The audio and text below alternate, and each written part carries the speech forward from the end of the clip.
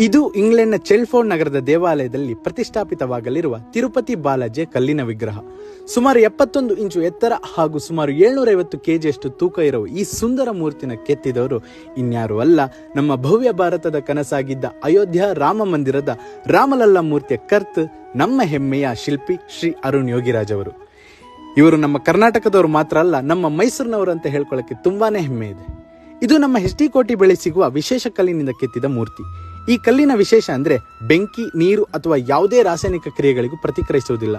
ಈ ವಿಗ್ರಹದಲ್ಲಿ ಬರುವ ಎಲ್ಲಾ ಅಂಶಗಳು ಅಂದ್ರೆ ಕಿರೀಟ, ನಾಮ, ಕರ್ಣಮಂಡಲ, ಸೊಂಟದ ಪಟ್ಟಿ, ಎದೆಹಾರ, ಉಪಗ್ರೀವ, ಕುಚ್ಚು, ಶಂಖ, ಚಕ್ರ ಎಲ್ಲವನ್ನು ಕೂಡ ಅತ್ಯಂತ ಸೂಕ್ಷ್ಮವಾಗಿ ವಿವರವಾಗಿ ಕೆತ್ತಲಾಗಿದೆ.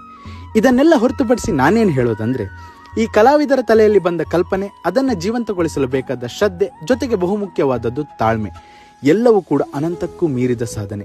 ಕೌಶಲ್ಯಗಳು ಎಷ್ಟೇ ಇದ್ರೂ ತಾಳ್ಮೆ ಹಾಗೂ ಶ್ರದ್ಧೆ ಇಲ್ಲ ಅಂದ್ರೆ ಆ ಕೌಶಲ್ಯಕ್ಕೆ ಬೆಲೆನೇ ಇಲ್ಲ. ಈ ಎಲ್ಲ ಮೂರ್ತಿಗಳನ್ನ ನಾವೀಗ ನೋಡ್ತಾ ಇದೀವಿ ಅಂದ್ರೆ ಇದನ್ನ ಕಲಾವಿದರು ತಮ್ಮ ಕಲ್ಪನೆಯಲ್ಲಿ ಮೊದಲೇ ನೋಡಿರ್ತಾರೆ. ಅಂದ್ರೆ ಈ ದೇವರುಗಳನ್ನ ಮೊದಲು ನೋಡೋದು ಈ ಶಿಲ್ಪಿಗಳು, ಆಮೇಲೆ ನಾವೆಲ್ಲರೂ. ಇವರ ಕಲ್ಪನೆ ಹಾಗೂ ಆ ಕಲ್ಪನೆಯನ್ನು ನೈಜತೆಗೆ ತಂದು ಇತಿಹಾಸ ಸೃಷ್ಟಿಸುವ ನಿಮಗೆ ನಮ್ಮೆಲ್ಲರ ಕಡೆಯಿಂದ ಅನಂತ ವಂದನೆಗಳು. ನಮ್ಮ ಭಾರತದ ಮೂರ್ತಿ ಇಂಗ್ಲೆಂಡ್ನಲ್ಲಿ ಪ್ರತಿಷ್ಠಾಪಿತವಾಗ್ತಿದೆ ಅಂದ್ರೆ ಅದು ನಮ್ಮ ಹೆಮ್ಮೆ ವಿಚಾರ ಅಲ್ವಾ? ನಿಜಕ್ಕೂ ಇದು ಚರಿತ್ರೆ ಪುಟ ಸೇರುತ್ತೆ. ನಮ್ಮ ಭಾರತದ ಕಲೆಗಳ ವಿಚಾರ ವಿಶ್ವದಾದ್ಯಂತ ಪರಿಚಯ ಆಗುತ್ತೆ.